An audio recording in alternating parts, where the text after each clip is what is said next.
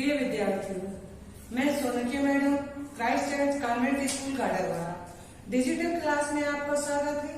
प्रिय विद्यार्थियों, मैं हिंदी टीचर कक्षा 10वीं विषय हिंदी में मैं आज आपको पाठ 20 योगी अरविंद इस पाठ का सारांश समझाने जा रहे हैं। तो समझिए, ऐसे व्यक्ति जो अपने विचार और भावना को प्रत्यक्ष कर देते हैं अर्थात कर्म में बदल देते हैं, ऐसे व्यक्ति महान कहलाते हैं। इसी तरह के व्यक्ति अरविंद योगी, जिन्होंने अपने जीवन में विचार और भावना को कर्म में लगा दिया है और महानता को प्राप्त कर लिया है, उन्हीं के विषय में इस पाठ के अंतर्गत उन्हीं का महान चरित्र बताया गया है। आज मैं वही आपको समझाने जा रही हूँ। योगी अरविंद, इनका जन्म, योगी अरविंद का जन्म 15 अगस्त 1872 को कोलकाता में हुआ था। इनके पिता कृष्णघन और माता स्वर्णलता थी। इनके पिता सिविल सर्जन थे जो पश्चिमी सभ्यता के प्रेमी थे, अंग्रेजी सभ्यता में रंगे हुए थे। इन्होंने अपने बेटे को योगी के बड़े भाई के साथ इंग्लैंड पढ़ने के लिए भेजा। इन्होंने योगी को एक मैनचेस्टर परिवार में रखा और परिवार को सावधान कर दिया कि योगी पर भारतीय सभ्यता का रंग न पड़े। योगी जी ने सेंट पॉल स्कूल में भी शिक्षा प्राप्त की। वहां पर लैटिन और ग्रीक का इन्होंने अध्ययन किया। इनके पिता इनको सिविल सर्जन बनाना चाहते थे। कॉलेज की पढ़ाई पूरी करने के बाद वे इंडियन सिविल सर्जन की परीक्षा में बैठे।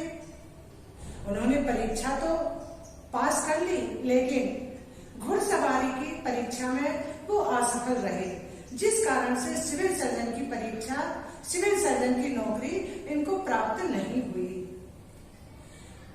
इंग्लैंड में रहते हुए बड़ौदा के महाराजा से इनका परिचय हुआ और भारत आने पर इन्होंने बड़ौदा कॉलेज में नौकरी की। ये बड़ौदा कॉलेज में नौकरी करने लगे। वहां उप प्रधान के पद पर इन्होंने नौकरी की। 1905 में बंग भंग आंदोलन चल रहा था। उसी समय इन्होंने बड़ौदा छोड़ दिया और कोलकाता आ गए और स्वाधीन भारत यानी विदेशी वस्तुओं का तिरस्कार करने में और स्वदेशी स्वाधीनता संग्राम में इन्होंने भाग ले लिया। इन्होंने कोलकाता में रहते हुए स्वरूप ब्रह्मानंद से इन्होंने परिचय किया, जो नर्मदा किनारे विचरण करते रहते थे।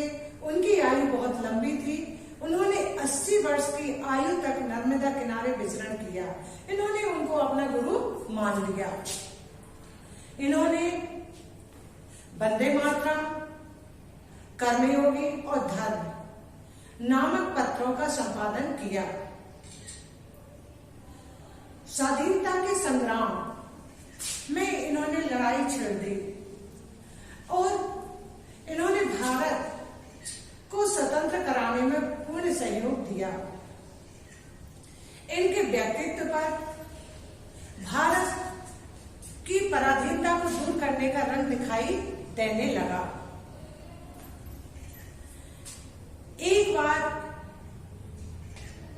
इनकी पत्नी मृणालिनी ने इनको पत्र लिखा।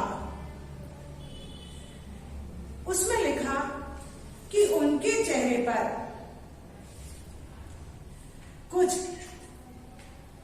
ऐसे भाव दिखाई दे रहे हैं जो दिखाई नहीं देना चाहिए। उन्होंने कहा, ये पूरा संसार मेरा एक परिवार है। मैं भारत माँ को माँ के समान प्यार करता हूँ। यदि मेरे पास कुछ धन है और उससे मेरे पास और तुम्हारे पास कुछ धन है, उससे यदि हम अपनी आवश्यकताओं को पूरा कर रहे हैं, वही आवश्यकताएं जो हमें चाहिए, उनको पूरा करने के बाद जो धन बचता है वह हमें देश की सेवा में लगा देना चाहिए, क्योंकि 30 करोड़ मेरे भाई बहन भूखे प्यासे फिर रहे हैं। यदि वह धन में संजो कर रखूंगा तो क्या काम का। उससे यदि दूसरों की सेवा होती है तो वह काम आ जाता है। यदि मैं वह धन उनकी सेवा में नहीं लगाऊंगा तो मैं चोर कहलाऊंगा, क्योंकि ईश्वर ने जो मुझे धन दिया है वह रखने के लिए नहीं, दूसरों की सेवा करने के लिए दिया है। ये दिव्य आत्मा के धनी थे।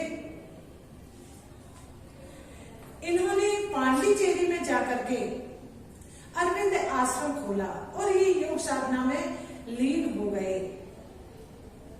उसी समय 1914 में एक फ्रांसीसी महिला मीरा अल्फांसा इनके पास आई और इनकी योग साधना से बहुत प्रभावित हुए। उस समय पांडिचेरी फ्रांसीसियों के अधीन था। वो इनसे बहुत प्रभावित हुई। अरविंद योगी भी उनसे बहुत प्रभावित हुए।